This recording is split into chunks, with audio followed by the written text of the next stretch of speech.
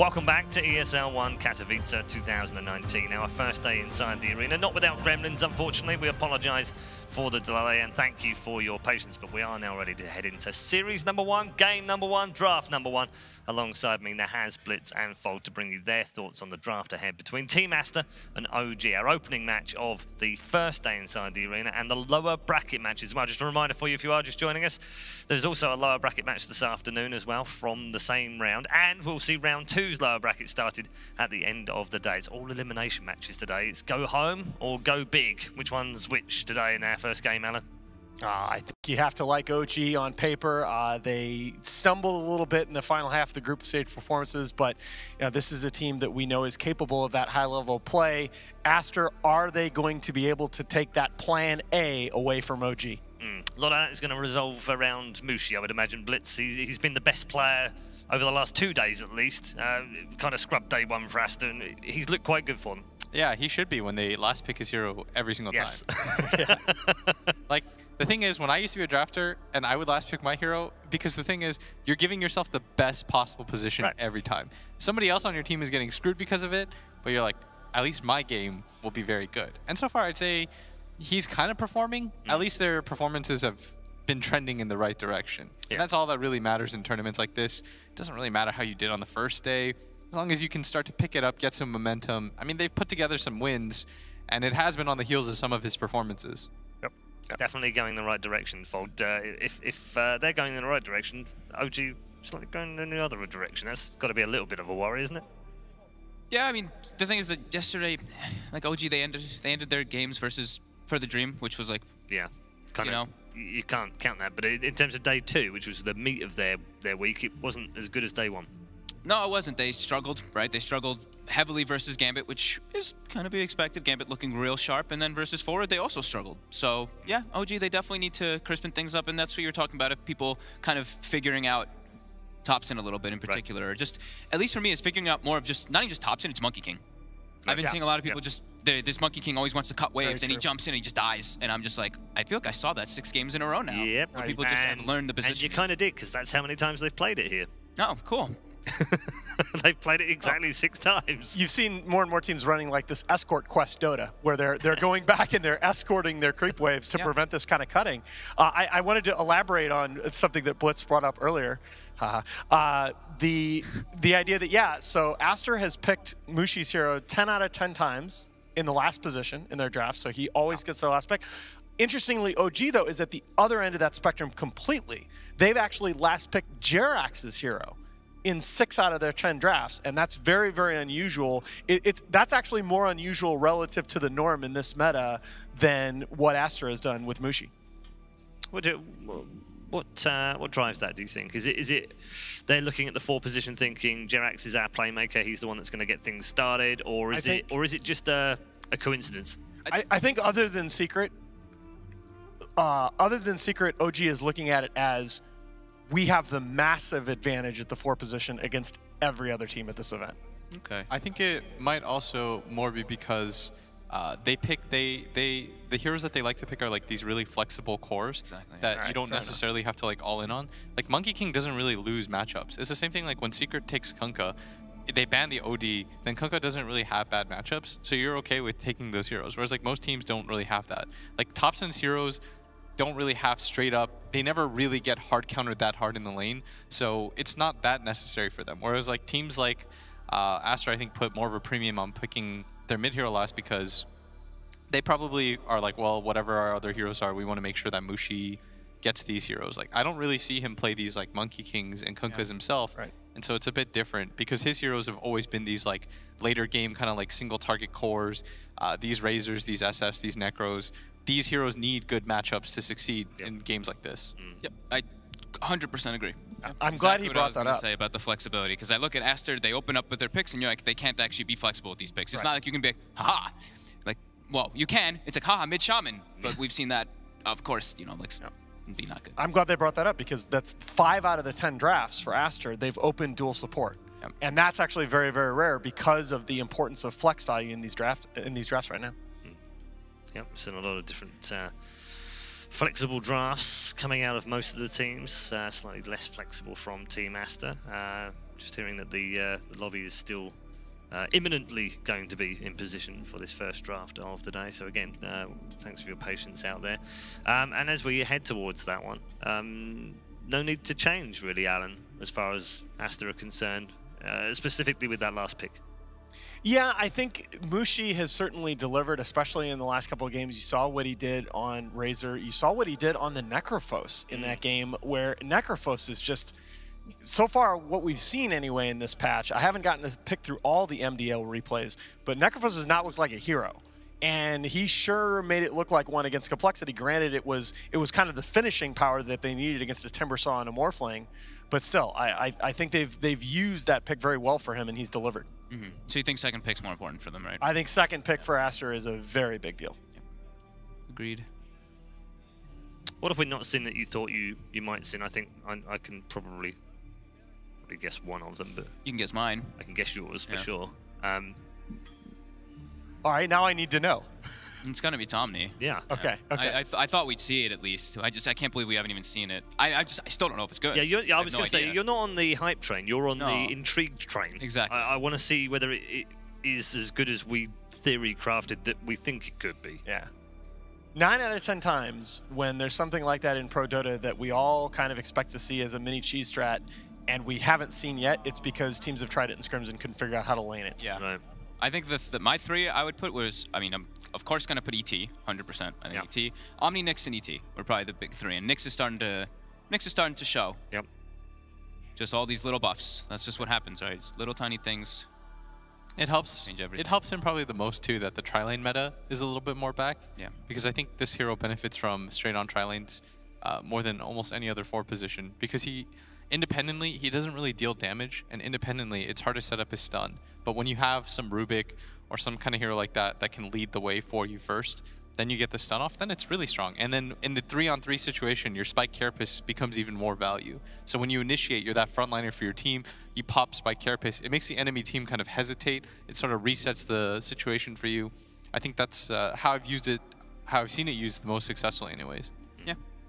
There are 17 heroes that haven't been picked. Amongst them, Abaddon, Alchemist, AA, Arc Warden. We could potentially get an Arc Warden, I guess. If EG was here, we definitely would. Well, there's Secret as well, don't forget. Yep. Secret and Fnatic do play it. Axe, Brood, Gyro, Ogre, Pudge, Ricky, Sniper. No, I'm getting into some really weird ones. Gyro's like, Io's not in captain's Sniper mode, has so. Yeah, exactly, yeah. Io's not captain's mode, so Gyro doesn't even get in the game. Spirit Breaker, Techies, Tinker, Venge. Yeah, Venge we saw at least once at MDL. That Wind maybe ran Ranger. at safe lane. Wind Ranger. We saw a bunch. Which we did see at the major. Yep. And has been played an awful lot by a certain Weeha. And Wraith King. I can't remember the last time I saw a Wraith King game. You're just really trying hard to get teams to pick Wind Ranger and Jakiro, aren't you, Paul? No, I would say don't pick Jakiro, do pick Wind Ranger. Okay. Yeah, yes, you heard that right. The Jakiro fanboy says don't play Jakiro right now. Well, if we're talking about really heroes, hard. The it's really hard right now. The 2 heroes, other than Shadow Shaman, who's kind of shot up to #1 most picked, the 2 heroes that have really sort of made their case in this tournament are Pango and Ember. Pango is 11-3 in 14 A lot of that games. is down to Ice. Well, no, actually not. No? That's a trend that started developing in the major and minor qualifiers, and what we saw is this hero is now a viable mid. Yeah. And that really is a huge bullet in the gun for but that he's hero. still a phenomenal off-lane Pango, though. Well, in the hands of an Ice or a Zai. Yeah. Right, I think otherwise he's still subject to being punished. Sure. The other hero though is Ember. Insane. Yeah, Ember's been fantastic here. Ember is 13-5 at this tournament, and he's one of the strongest. I think he was up to, the last I checked for the patch overall, he was up to 34-17. He's looked really good. I'm sorry, 37-14. He's looked really good. Such a mobile carry, right? And now it's like the new build. You're not this like magic little damage, like constant damage. You actually do it so much now with your slights because everyone's going this like 2-4-2 build. So each of your slights, they punch, and you always actually are You're a carry hero that also adds an incredible value of catch to your lineup. That I've been seeing a lot of these lineups just have terrible reach and catch, and then he just gives you so much extra, so your supports just feel so much better. Yeah, it's been a prominent pick actually amongst OG's successful picks as well. ILTWs look great, and I'm glad Fog mentioned Slight, because it felt like the last time that we saw like Slight focused Ember in the meta, you had to wait for that hero to get a Battle Fury before it did anything, and it feels like you can now go Slight focused Ember and you're not totally relying on that Battle Fury anymore, which is cool. We've also had 5 others that haven't been picked but have been banned. Amongst those, Venos received 5 bans during this tournament, not been played a single time. Treant, that's the other one I thought we might see. Yeah, nice. It's had 2 bans. Damage block buff to living armor, right? Yep. Earthshaker hasn't been seen yet. It's had 1 ban. TA's had a ban, but then TA always gets at least 1 ban in every event because there's always a counter for him. And Omni Knight has had 1 ban, no picks. Yeah, I still think before the end of the it's pretty obvious, right, that Secret did the same thing at CQ. If they're tryharding at this event, their hero pool was very, very narrow earlier in the event, and then all of a sudden just blew up as the playoffs went on, including a 4-position Lina in the grand final. So I think we could probably expect the same in this tournament.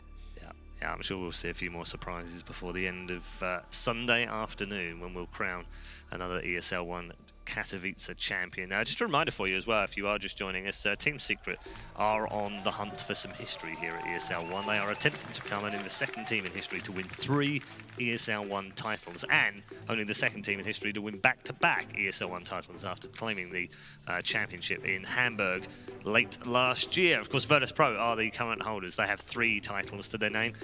Team Secret have 2. They've also appeared in more finals than any other team right now. They've had 4 ESL One finals from the last 12 ESL Ones for Dota 2. That's quite a record, Alan, isn't it? Yep. 4 grand finals from Team Secret. I mean, we have seen some of the best editions of Secret play at these tournaments, including back in 2015. Interesting though, as you look at these bans, OG, if you go back, all of their first pick heroes are banned except Monkey King, Enchantress. There you go. I knew it. Yeah, it had to be the Ench. It's the no-tail hero, right? Mm-hmm. That's usually what you want to open up with. Lane secure. You don't really get much information from it. You know they're going to play something like this on no-tail, so it's just bam. Played a lot of Prophet, played a lot of Coral, played a lot of Ench. And Chen, for that matter. Does that make you change your first pick if you're Aster? Because they were looking towards the Shaman a lot, but would you take something like CM instead to try to deal with... This is their other bit. This was their classic open, right? I mean, I think they've used this 3 times in this event. It does give away their 2 supports. I think you're very vulnerable to being countered, but they feel like they really want to protect those core matchups. Interesting Ember ban, first phase. We talked about it a lot. I think OTW's been fantastic on it. That hero right now for me is if that hero gets through the first phase, I am clicking that ban button as fast as I can, and I think you're going to see as the patch goes on, more and more first phase Ember bans. Right. First phase troll. I think that's the first time we've had a first phase troll in this tournament. It's a nice way to deal with, I think, both the heroes. Yep. You get a BKB, he kills the tombstone really quickly, and more importantly, like neither of these heroes pressure him very hard. And I don't think he'll really care about getting roamed on. Like, I think right now this troll's probably going to have a free game. Yeah. He's also before we came here, by the way, that was ILTW's most played. Yes, and they were first picking it for him, but that was in the minor qualifiers. I believe it's Gambit that is first pick troll. I want to say because there have been 4 of them. Yes. Okay. Yeah, maybe off the stream because I don't think we've seen any on the main stream. This could even still be kind of flex, right? It's still I agree. So, but yeah, it's great versus both of these. Tombstone wards. You can deal with both. This feels very game plan so far, Will. Yeah, as if like OG have gone. Okay, look, if we go first, if they ban Chen and Prophet, then we take Ench, and if we take Ench, they probably play 2 supports, and if they take their classic Shaman Undying, then we have to go troll. And the way that draft practice usually works is you at least try to work out the first situation. Yep. So so it's the 3 bans and the first 2 picks, right? So normally what ended up happening on our previous teams is like you think, okay, with 3. Well, back then it was 2 bans, but you think, okay, what are the 2 most likely that we pick? Because obviously there's patterns in Dota, like, okay, they'll keep picking this and this, and then it becomes likely what their responses are. Like, oh, in this tournament, when they see this hero, they pick this. And that's just how teams understand Dota, right? Like, our understanding of Dota is that this hero counters this hero. And so for OG, they probably ran through a few scenarios in which they either get Ench, Coddle, or Ember, and then from there it becomes easier to play. Then the next set of bans and picks are a little bit more flexible, and it becomes a little bit more obvious. Like Aster banning the Monkey King, 2nd phase, I think. And the Drow. Yeah, I mean, in theory, Will, if you do draft practice in terms of 3 bans, you know that the other team are only going to ban 3, so you do 4 lots of practice, and you're definitely going to get one of them. You probably do like 6, realistically, and then you have a really good idea of how the draft's going to work out, and then from there it's just like, were our ideas actually correct? Yeah. That's why best of 3s are always really fun, because the first game matters so much, because that's the one that you've studied. Yeah, exactly. Yeah. The second, and almost nobody I know practices that deep for the second and third game, because you're going to adjust based on this. Like, you could very easily see OG, if they get stomped by the Shaman, they'll think to themselves, okay, now we have to ban the Shaman now. This will now open up this hero, and then it becomes there's too many branching scenarios for them to go through. So really what you're doing is you're just working out this first game, making sure, okay, our ideas about the game are better than yours, at least in this very first one. Okay, Legion Commander gets its 7th game here at ESL One Katowice. Comfort hero for XXS. I think OG are definitely looking at Magnus here as one alternative. They've used him in drafts with Troll a couple of times. You look back, they've also run some Slardar. Yep.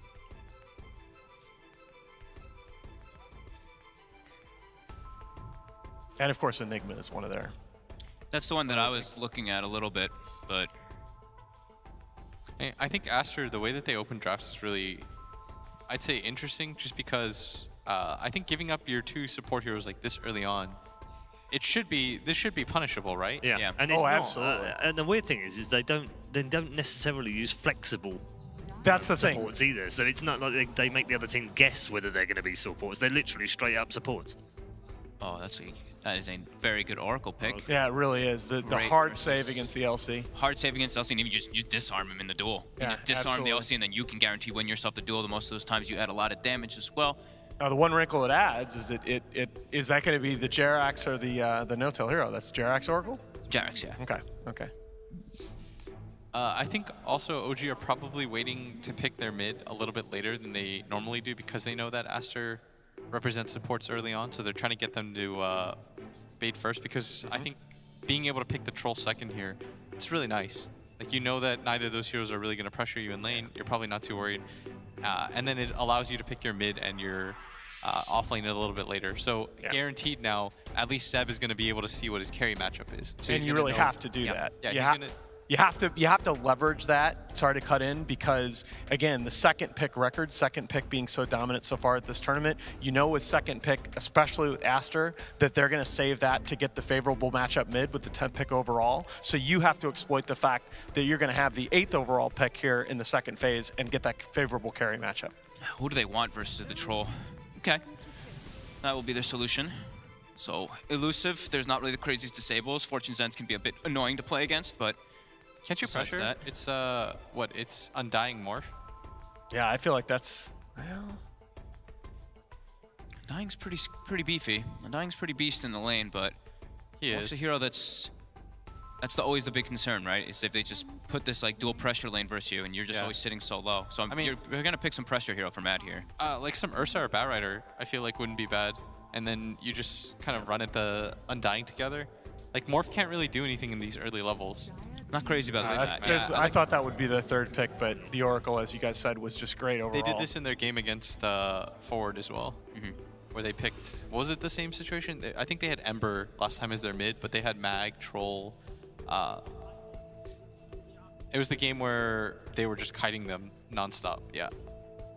Tiny and Coddle were their other 2 heroes.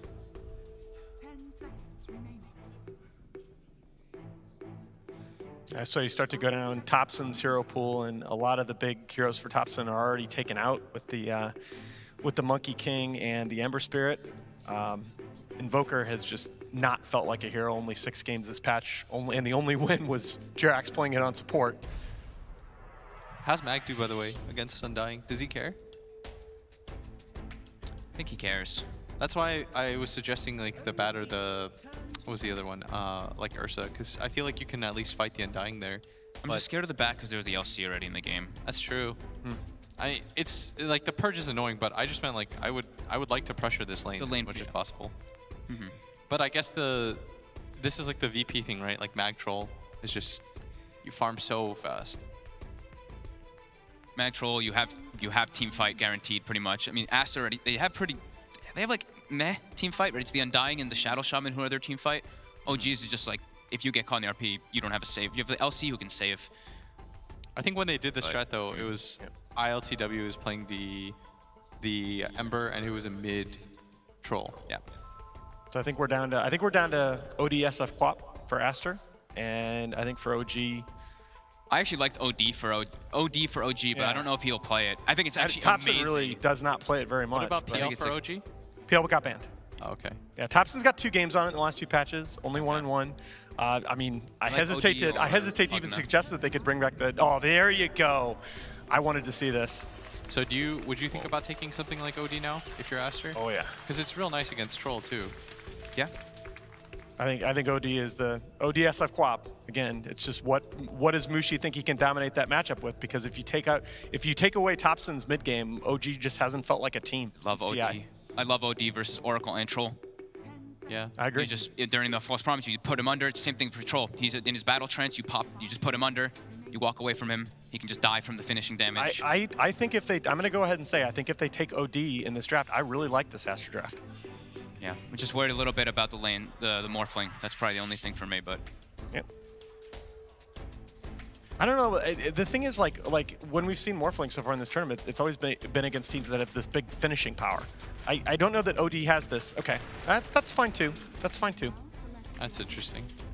They are very short-ranged. All 5 of their heroes are like less than 400 or 450 attack range pretty much on Aster. It sets up Topson for some absolutely crazy combos if he can get out of that laning phase, but I think Tiny is... I don't know that they have that big roaming threat. I think Tiny could really win that lane. Okay, let's get some predictions very quickly. Fogged. Oh, do I go for an Invoker? Do you go against an Invoker? You know what? I'm actually going to go for it because it's Topson playing the Invoker too, and I think he's going to do some cool strat. I think he might do some like really playmaking thing. Maybe we might see the Meteor Hammer come back, so. Okay. All right, Will? I'll go with Aster. I feel good about their chances. I think the Tiny pick will potentially set the pace. Okay, I feel like you're memeing me, but okay. Now, if you are betting on this game, you bet Aster, because I think numbers-wise, but Invoker's been my favorite Dota 2 hero since I started playing the game. All in. All right, okay. All right, it's fairly inconclusive. Let's just put it like that on the analysis. But I'm not surprised because that was a mixed-up, muddled-up draft. Let's see how it all shakes out. Ladies and gentlemen, hold on to your seats for game number 1.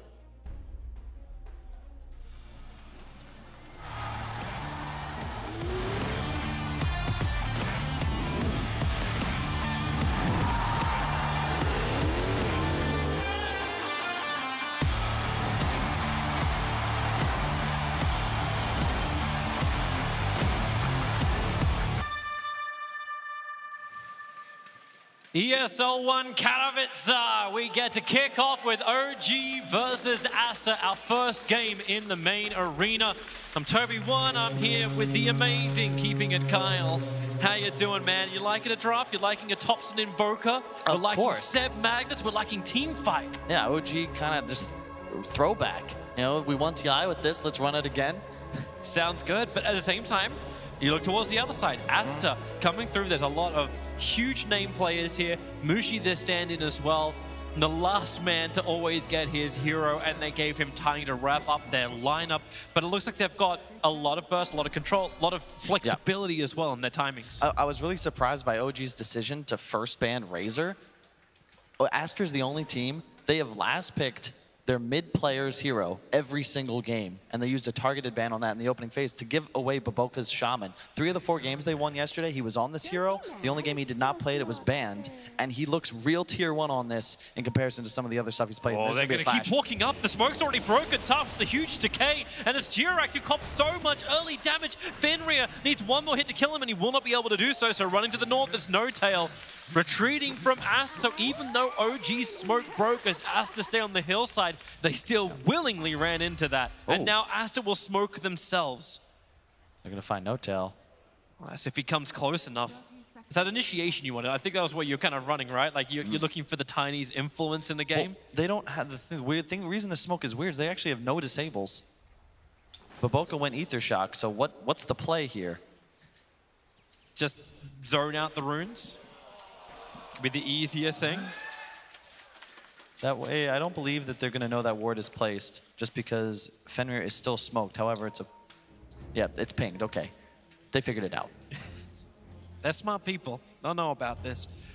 So let's actually look at some of the other stuff. So we started, like the Magnus is really nice. The Thompson Invoker. There was a lot of different options we were discussing. Maybe OD would have been a really nice grab for them as well against the Morphling. How is Thompson's Invoker meant to function in this game with the early quas he's built? Like, I have no idea. Is he meant to be an influencer? Like, I don't think that's possible to analyze. Like, we've seen him do everything from, I've watched him play just the standard Quaswex. I've watched him play Quaswex with Meteor Hammer. I've seen him go Wex Exort. I've seen the standard Quas Exort, you know, farm with Forges and spam Sunstrikes.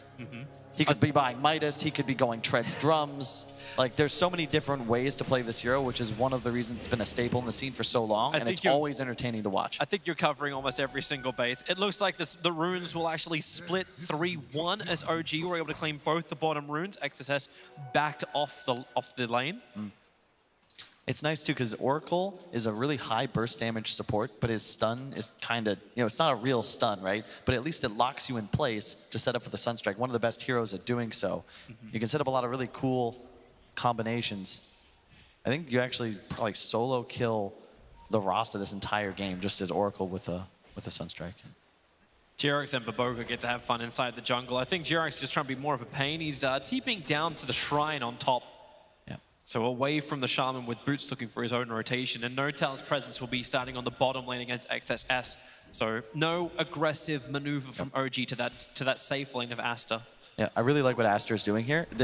Baboka's job, he went Boots first just to shut down Jerax from doing that off-lane pull that he is attempting even so. And this allows the Undying, the strongest level 1 support in Dota, to just zone this mag and give Morphling the free farm. We've seen VP do this all the time for Ramses, where if you can give Morph a couple of Wraith Bands, level 3, level 4, he's now in a position where 1v1, he'll get every single CS and deny, and then you can look to move around and rotate. That's actually how they get the first blood. The Dire Observer. I was wondering if Baboka really wanted to attack and reveal its position, but this makes it worth it. Yep. It's really well done. And LC down bottom is going to be pressured, but it's not as bad as other 2-on-1 matchups we've seen in this tournament. He should be at least able to maintain a presence in the lane. Unless he can actually get the stomp off. Notel baits to begin with. XSS is still trying to retreat back out.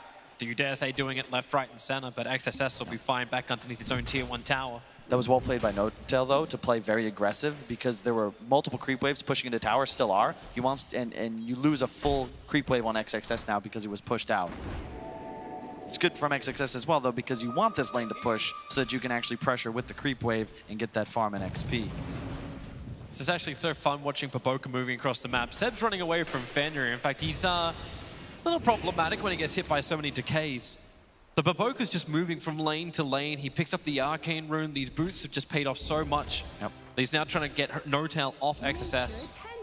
Now, this is working out very well for Aster, though. I know it's only a minor creep differential, but you check out the Morphling. 13-14 has not missed a CS yet, save the one melee creep. And this means that he can just man up against this Magnus 1v1, and eventually he'll have 2 Wraith Bands on the courier. Seems like the dream. XSS may be in a little bit of trouble, caught inside the trees on bottom lane, as they will get the range axes off as well. XSS starting his own retreat back out with the press of the attack. He's got the movement speed and the regen just to back the hell out of this. Yep, I think yeah, he's going to run to base. I would have preferred to see him TP back and run, but this is really well done by Baboka, as you said, because he's pulling this creep wave away. Yeah, you missed 2 CS, but it covers the Legion Commander's long trek back to base, which is a huge time waster this early in the game. Seems so difficult for Notel to stop him too. Yeah. Is he actually going to take this mid? It looks like it. Right, one way to buff up Mushi, no, but he's going to take it all the way in front of the tier 3. It's going to be there just in time to meet the creep wave. This is what we call the scenic route. I thought you were going to go with Pied Piper. Pied Piper? That just makes this rat Dota. And LC's going to actually go up in the lane. You can see there's 2 creep waves now, so he'll be able to get full XP off that initial wave. Top, still just total dominance by Sylar. Seb having trouble getting next to anything. And mid as well, probably the matchup we want to look at. The Invoker going 15-2 against the 14-7. where everyone's so equal, as well as Sylar getting a large amount of farm. Like, I don't know, I've cast Sylar for a very long time, and when you give him momentum like this, Fenrir trouble. Not enough trouble to kill him off. In fact, Fenrir's regen. No, there's another nuke available from Jirax. With the base damage, he gets through too. And Fenrir goes down, 1-1 on the board. But it does feel like you're feeding a beast that is just Sylar himself, not even just the hero morphling who can be unkillable. Yeah. I do think that the game will favor OG if they can maintain equality, just as the game scales, simply because they have so much damage amplification to give to the ILTW troll. You have a lot of lockdown on Aster, but you're going to have a difficult time protecting the Shadow Shaman against so much burst that can come out from the side OG. Jirax was holding a wave on the top lane, while Shaman did everything he could, Baboka, to keep XSS alive. And we're hitting that 5-minute mark, so the rune contest will begin. It doesn't look like, at least for the first time in a while, we haven't seen a big fight over the 5-minute bounty runes. Oh, coming in mid though, Baboka. Oh, can they actually? Yeah. Oh, they're going to do it. Baboka wraps around the back. He still doesn't have level 3, so he has to body block up Thompson to get the control. Thompson will take care of this. Tornado turns around, catching both Mushi and Baboka. I like how he had time to chat wheel before casting Tornado. This is OG. This is Thompson. Like, we actually need to have OG versus Fnatic just so we can see the chat wheel versus the pig spam. That's actually what needs to happen. These teams keep playing like they have. Maybe we will see it. I'm fearful for the side OG just because of how fast Aster's draft can accelerate. If they get an early blink up on LC, they start getting towers mowed down by the frost wards. XSS is going to be in a little bit of trouble if they can keep this damage flying in, but then again, press the attack so good. Dire will fortify, allowing their tower to stay alive on bottom, not to mention allowing this push on top, but both sides ended up burning it too. Baboka looking for Seb inside the trees while this bottom push is happening. Finally, they're going to find him. Hex up, no shackles, but it won't matter. They drop the tombstone. Seb will get the skewer back, creates a little bit of space underneath the tier 1 tower. But XSS won't die, and it'll be a straight tier 1 for tier 1 tower trade-off. That works in favor of Aster. Yeah. And it's all about Baboka's levels, and he already has Arcanes up. He's level 3.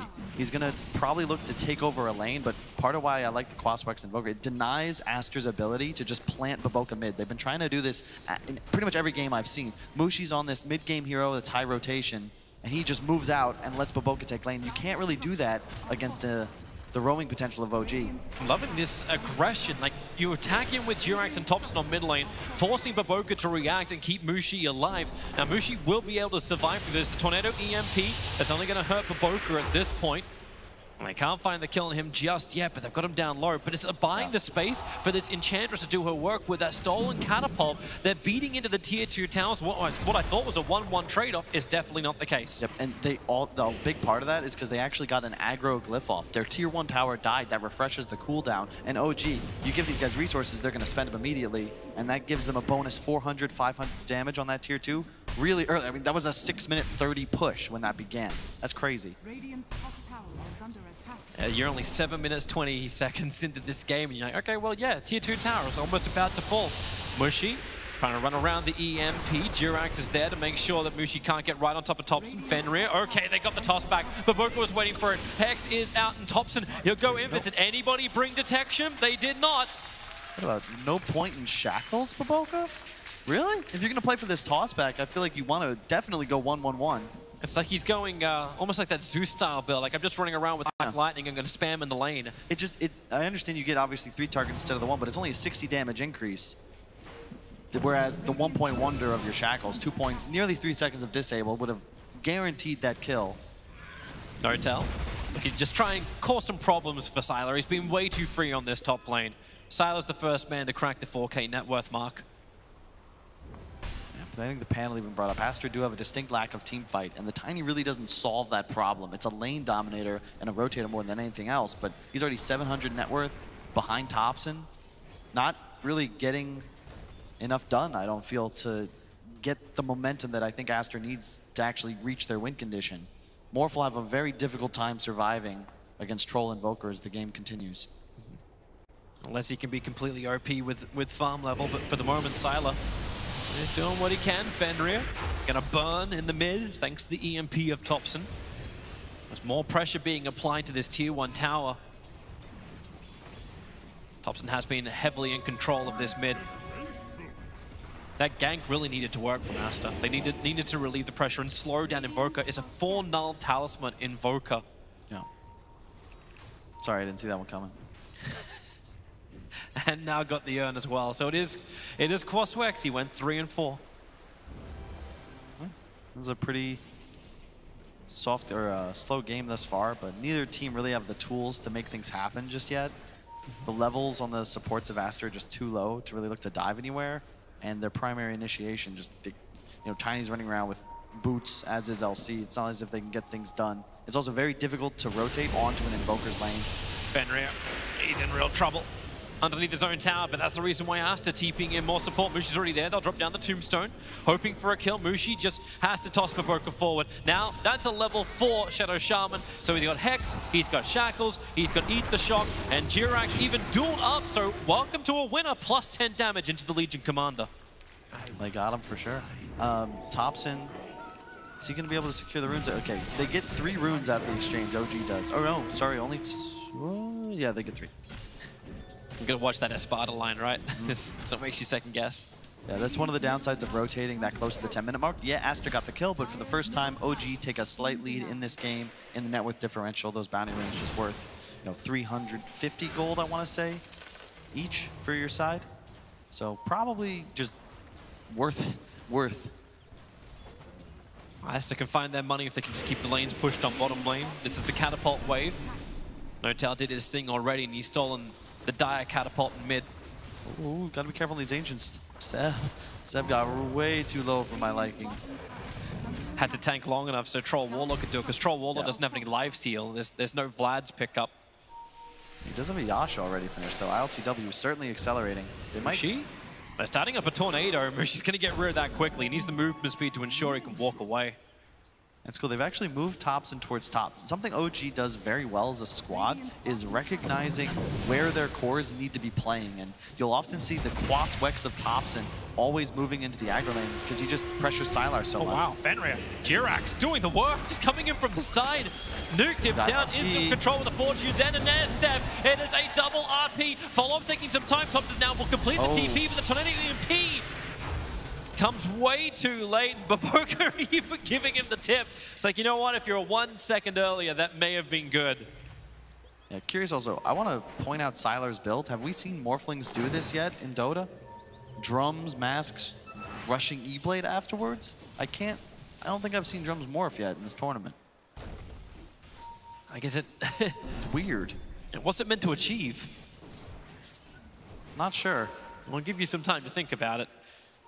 Meanwhile, I love the little things that make No-Tail such a great Dota player. He's just got a wolf right-clicked on his Troll Warlord. It's 30% bonus damage. Imagine a level 4 Venge just following this troll around. That's the damage increase. And in the event he continues pushing, farming, it's just your troll's now farming 30% faster. Thompson, he's got nothing to really gain from this. He can burn off the mana of the Shadow Shaman, but with XSS sitting behind him, perhaps the attack was going to make sure that Baboka can get away safely. And they can shrine up if they want to. You've already got a little bit lower mana on Morphling. I feel like a stagnant game has got to be favoring OG, just based on how quickly they can all clear creep waves. Especially when you think about heroes like Tiny, like LC, they need to be finding kills to stay relevant. They're both rushing Blink Dagger, but I fear that they'll have to use them. Like, this is the downside of buying Blink in the new patch, where if you aren't immediately able to find kill after kill after kill, the side that's investing simply in economy, just farming up, it's like, it's marine rushing instead of building another base. Like, you will be penalized for this action if you don't just make tons and tons of moves and kill Roche at a certain point. Yeah. Actually, just really cannot believe how passive this game is when you see Baboka using Mass Serpent Wards to farm up a triple sack, just helping Sylar. Like, this man has lifesteal, he can do this himself, but instead they go for efficiency farming as opposed to pressuring towers. The tier 1 tower in mid has taken very negligible damage. The only tower they've claimed is up on top, and if we start thinking about Roshan, if we start thinking about OG going in there, these towers need to fall. So specifically, they're still trying to get Fenrir level 6. Yeah, specifically level the tier 1 mid. This is OG had selection because they were a higher seed in this game. They chose Radiant. Pretty much every team in Dota is going to be choosing Radiant with priority. It averages about 56% win since 7.20, and it's just because primarily of the advantage you get around the Roche pit, especially if your tier 1 tower is alive. It's near impossible to contest that pit. We have a smoke gank from Mushi and Boboka. It's the reveal of the Blink Dagger. So actually tossing in one, but Thompson, he already got the Tornado off. Shadow Shaman, he'll get the Hex. No, he won't. The duel is out. But where's the follow-up damage? Jirax is there to ensure that Invoker could just survive through this. How do you battle against the Oracle? Not to mention the fact your initiation didn't work properly. Thompson's backing up, but here comes ILTW and Notel. Him through the rear with the Haste Rune. Aster, they just cannot run away from this. Tombstone will drop. Fenrir is going to try and turn around, trying to keep Mushi alive as much as they possibly can, but Mushi will still go down. Seb is ready to fight. RP is available. They're going to get rid of the Tombstone and then focus on Fenrir. He's waiting it out, baiting out the RP, only catching the Undying. Not exactly what they wanted because Sylar is doing so much work as well. They need to kill him off. He managed to get himself a double kill up this fight, but ILTW under the tier 2 tower towards XSS. Feeling confident, feeling farmed as that troll with the completed SMY, but Sylar, he wants to find himself a better kill. Jirax will do it. A triple kill for Sylar. This is the Morphling Beast looking for another kill over towards Notel, but ILTW goes after XSS and finds the kill with the help of Notel, throwing out the colors of the rainbow. They have the damage to get through him. You can see a troll is such a beast.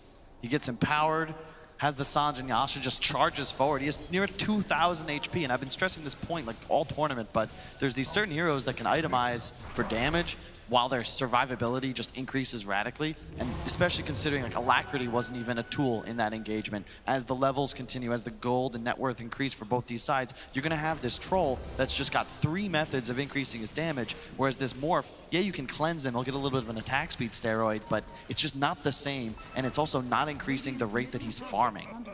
ILTW is gonna look to grow probably by 100 or 200 GPM. Every single minute that ticks by, the troll will get stronger. They're ganking again. Aster, 3 men moving forward. The smoke will break. Thompson sees them and instantly goes inside of his own Ghost Walk. They put down the Tombstone. They're dropping the sentries. They'll find the vision.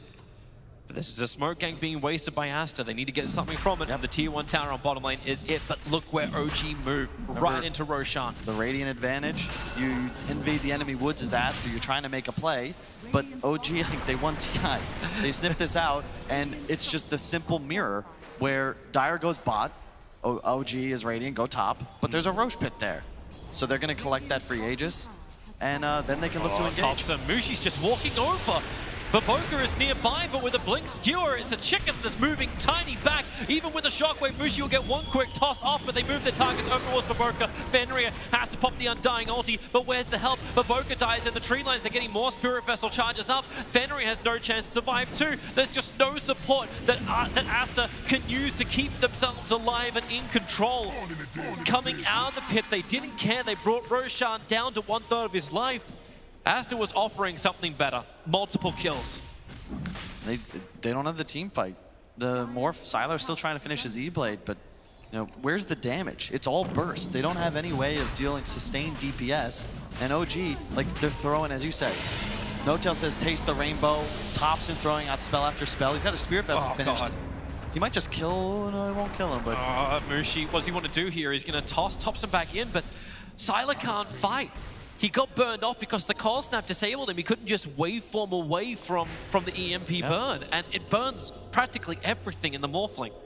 Remember, this is why we were thinking OD is the last pick, because when you go for this 10th pick, Tiny, he's turned into what feels like a third offlaner or second offlaner, and you have a Blink LC, a Brown Boots Blink Tiny, but they can't kill anybody. They don't actually have any way of killing Thompson and Jerax at the same time. And if you don't take them both out simultaneously, they're going to have easy turnaround. And that's not even counting Seb. He's got a Blink Dagger up himself. He can just wait and counter initiate. All you have to do as OG is combo break, and you're going to win every engagement.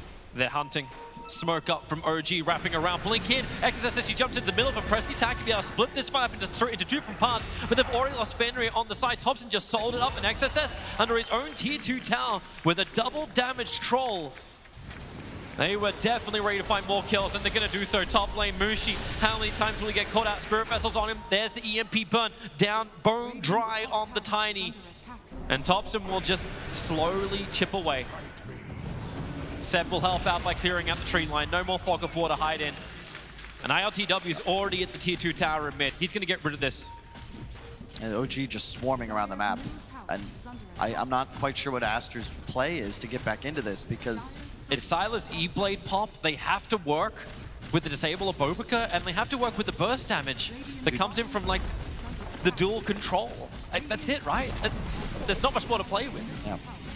Hey, I love the defusal pickup on ILTW. He's just going for raw damage output. When you have him power, this item, I believe, is the most cost-efficient DPS item in game. Could be behind Deso, but the defusal also allows you that little bit of extra catch, which his team is kind of low on. There's E-Blade pop. A lot of damage combining with the Avalanche, but then again, Blink Seb, he actually got in, dragging back Mushi. Once again, problematic. Mushi can't survive, slowed down way too much. They have so much sustain. They're going to pop you up. There's the Nature's Attendants. Yeah, sure, you can blow out your spell combos on ILTW, but we don't give a damn about your burst. We're just going to heal this guy up. There's your E-Blade pops once again. That's the second time Fate's Edict has got somebody's combo. The Tiny of Mushi was ineffective. Now the E-Blade on cooldown, and ILTW just hit the base, baby. Yep. Took out the tier 3. Opens up the melee racks for attack. XSS, you know he wants to go in, he wants to duel and get something, but it's an Aegis Immortal Troll Warlord is the only one really presenting himself, and Sylar's doing all the chip damage he can from far until Tiny will finally come up, but with the melee racks at 400, it's going to be a lot less. ILTW, Alacrity buff him up, sure, why not? Every bit of damage you can get. The melee racks falls at the 20-minute mark, and Aster have no reply yet. Every Alacrity is 100 attack speed, and you know, as he gets more points in Exort, it'll be more damage, only 10, but you get 40% damage from the Magnum power. God forbid No-Tail finds another Wolf. I know he's been looking for one, just been unable to actually grab one from the jungle. I don't see any spawns of them either, unfortunately, but it's just so much of a steroid. You ever see a bodybuilder? Like, that ain't natural. You put up against somebody that's got to actually just make all those gains in the gym. It's going to be a similar comparison where this troll just pumps out damage. And Sylar's just sitting in the back lines, throwing out E-Blades, praying that Jarek's like falls asleep in front of his keyboard. Yep, that's it, but that's never going to happen. Jarek's way too good a player. And on this Oracle, he's always in the right position. He's got such great range, too. He's not even, like, he doesn't even have the plus 50, 150 cast range, but with the Ether Lens? Yeah, and I think the mark of what separates good from great teams, you see this with VP, you see this with Secret a lot. Think about the advantage in this game. OG went from what was a completely even game to a move around Roche, a fight, a couple pickoffs, and what, 4 minutes later, they're 10k ahead with a Rax advantage, and it feels like it's just over. Oh, here comes Aster. They want to try and wrap around the side. They're looking for some kind of opportunity. Observer and Sentry reveals the Legion Commander. E-Blade pop, No-Tail. They have to wait for him to keep it to get the kill. They're able to do so. Morphling's it up towards the end, but Sylar, he's isolated, and he needs some extra help. Fenrir may be able to achieve this, but it's all about ILTW right on top of Sylar, able to bring down the Morphling. Buybacks are available. One already used by No-Tail. Seb goes for the solo RP in the backlines, dragging back Baboka. So you can say goodbye to the Shaman. How hard can you push this still? Oracle will buy back. OG using this financial advantage they've got. They want to keep the pressure up. But Aster will also use their own money. Morphling back up, Shaman as well, but the Troll Warlord, he still has the Aegis, the Immortal. This thing is lasting forever, but not forever. 1 second, it's now out, the duel is there. Legion Commander trying to keep the control up, and they actually will be able to bring down the Troll Warlord just as the Aegis times out. But can they finish up more? Thompson being pushed back out by Sylar. He's actually done the work as this Morphling. He turned into 7, became the skewer control. Speaking of which, he's in the backlines killing off Baboka again. ILTW is on his way. He bought back. He's trying to close this out now. He'll be arriving in just a couple moments, and I think you got to get the hell out of here if you're Aster. Does he still have enough support, though? Like, they just lost No-Tail once again. Thompson's still down. How does he always have a double damage rune? Is it the third in this game? It's, yeah. He had the bottle previously to ensure it was there at the perfect team fight moment. But what a great observer was. Just up on the hill. You kind of knew it was going to be there anywhere, but revealing the Legion Commander. And there's the Purge. Oh, Fenrir. I like the decision to buy back as well, just because the only way you're going to be punished in this 7-minute window is if Aster somehow threaten an extra objective, or 2, really, because you aren't able to be but you're just going to chill. I think by the time Roche respawns, your cooldown will be back up. And even if it isn't, you can just play conservatively. Just pretty much don't get picked off right as Roche spawns. I think LTW, even though he's a new guy, probably good enough to ensure that doesn't happen. I'm just interested to see if Sylar can have more of a presence in the fights. Like, I know I'm already asking a lot considering he was the savior of Aster to keep that bottom ranks alive, but he's going for a BKB. Is this actually enough for him to stand in the fights against what appears to be overwhelming physical damage of the Troll? Well, I think it's less about the damage OG does and more about how does Aster do enough damage to win engagements. That's my concern. You need the Dream initiation onto 3 different targets. Thompson's found his target. Up on top, XSS caught inside the ice wall. He'll try and get himself found with the press the attack. Morphling pushed back by Thompson, who ensures he can just do everything he wants. Waveform forward, Morphling. Silas having to wait a little bit longer. Seb's nearby, they RP. They want this Morphling down to be a huge one if they can claim it. Strength Morph as hard as you want. No buyback. But with that death timer so long, 1.5 minutes without the Morphling. And you can see go up. It's fruitless. Why? You can't go for targets unless you're sure Jerix is dead, controlled, or nowhere nearby. He just immediately pops his ult. There's no chance that you're going to be able to take out Thompson there. And because of the Oracle factor, now that, especially now that he has unlimited regen because he's got the Aether Lens, you don't do any damage. And if you don't finish these kills with your burst damage, they're full health.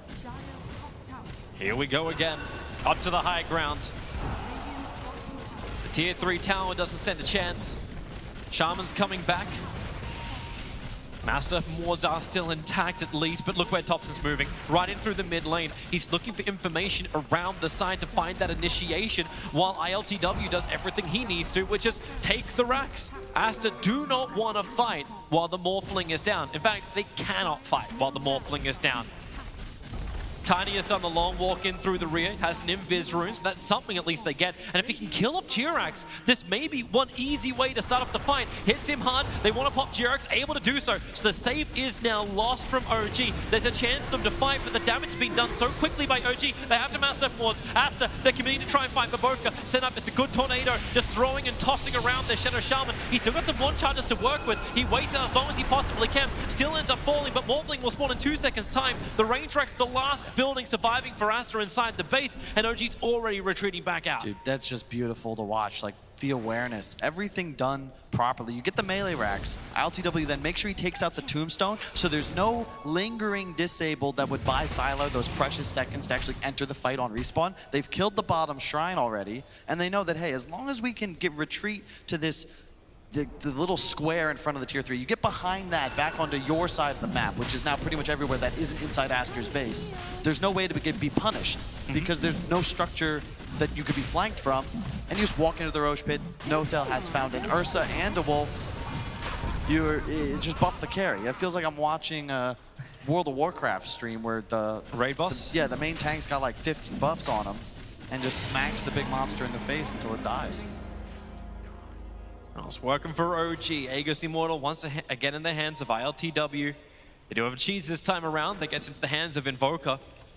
These fights have just been so continuous for OG. The hilarious thing is he's only got one Spirit Vessel because he's just popping it every single fight. Disabling Aster. They just don't have any kind of opportunity to engage.